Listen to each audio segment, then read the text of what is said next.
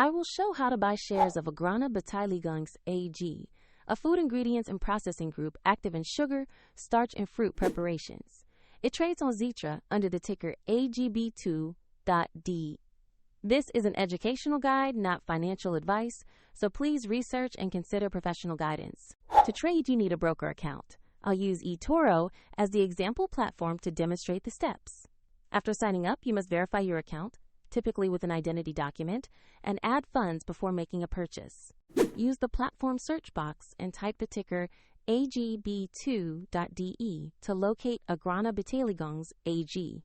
Select the result that matches the company and the Xetra market to ensure it is the correct listing. Open the stock page to review basic company information and the price chart to see recent activity. Confirm the page shows Agrana Beteiligungs AG and Xetra so you have the right asset.